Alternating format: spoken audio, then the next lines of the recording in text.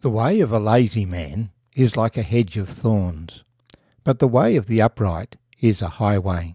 My name's Arthur, and I thank you for joining me as we share some thoughts together based on Proverbs chapter 15, verse 19. The way of the lazy man is like a hedge of thorns, but the way of the upright is a highway.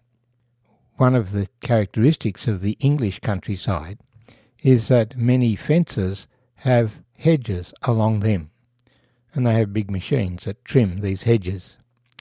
And sometimes these hedges are thorny hedges on the side of the road to stop animals and people going off the path or through into the field. Thorns are not very pleasant, but they were made by God to discipline us. And so Adam was told the land would bring forth thorns. If you stick to the path, then you will avoid the thorns.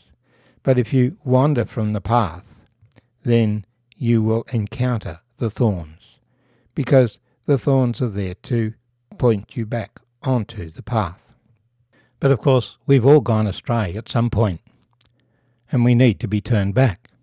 And we're reminded that the Lord Jesus was given a crown of thorns thrust into his brow, not just little rose thorns, but great big box thorns, causing agony and pain.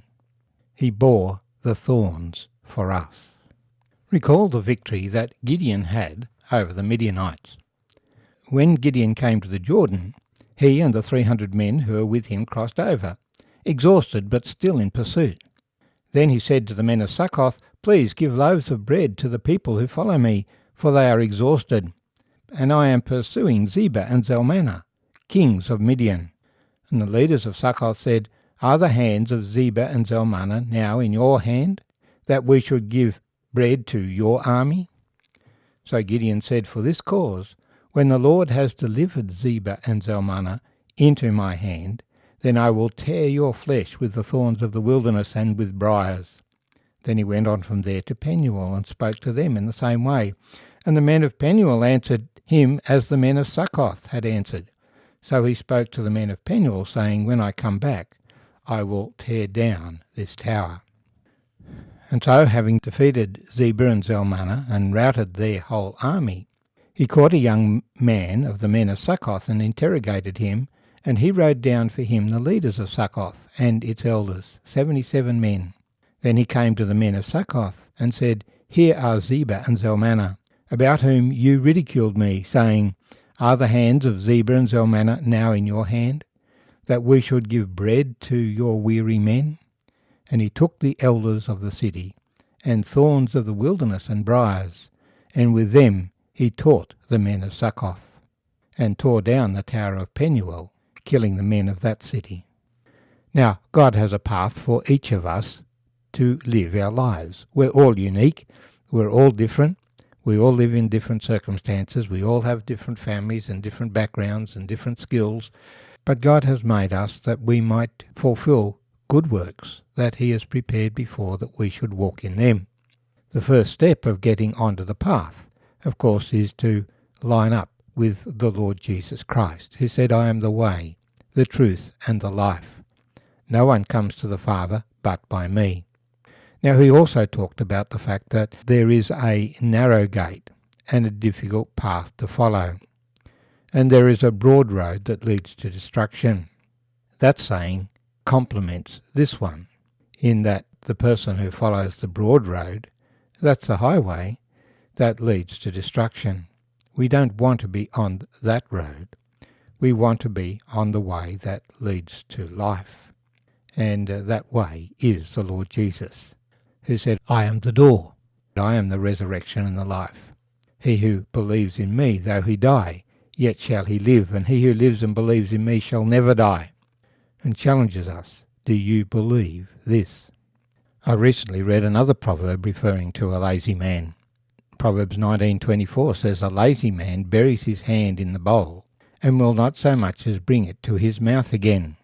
This is the man who starts to do something, but never completes. And so he has no satisfaction in his life, putting his hand in the bowl to begin to do something to eat, but not bringing the goods to his mouth that he might eat them. And we would say, how silly is that? But it's the way that many people live their lives. They don't actually achieve anything in their life. They don't fulfill their purpose in life. For the preceding verse says, the fear of the Lord leads to life, and he who has it will abide in satisfaction and will not be visited with evil. That's the key. We're now looking at the verse that says, the way of the lazy man is like a hedge of thorns. So this is saying that the lazy man is going to have trouble in his life, one trouble after the other. The things that he attempts to do will not work out for him, but will just hurt him. The hedge of thorns definitely does hurt you. It tears your skin, tears your clothes, brings anguish, as it encourages you to turn back to the highway. So in this case, the lazy person is not going to find satisfaction. But the upright, the man who lives his life in a godly way, in a righteous way, gets into doing the things that need to be done for life. We need to work in this world. We need to make our contribution. Everything depends on our work. And there's a strong emphasis of work in the Old Testament and in the New Testament. If you don't work, then you don't eat. And you shouldn't look to others to provide your sustenance when you're not contributing yourself. So the way of the upright is a highway. The right way for people to live is a way that avoids the thorns of life. It avoids the trouble. I look around the society in which I live, and I'm in contact with people whose lives are made very difficult because of the choices that they make. And I really don't understand why they make those choices. For the life that the Lord has given me to live has been a highway. It has been a path that I can look back and say, I'm pleased that I've been able to make these contributions. Yes, I have encountered a few thorns, but I've quickly recognised that they're pointing to the fact that I'm stepping off the path.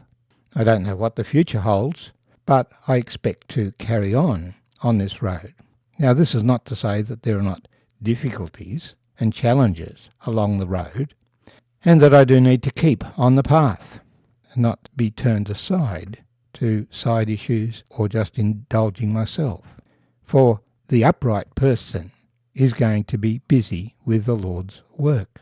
Jesus is the example. His comment when they complained about him working on the Sabbath was that he was always working, just as God is always working. Yes, God rested on the seventh day, and so the principle is established in the Old Testament and followed through in our society that people should not be fully occupied with working, earning a living. But that doesn't mean that you do absolutely nothing on your day of rest. You must do something. You continue to do good and not evil.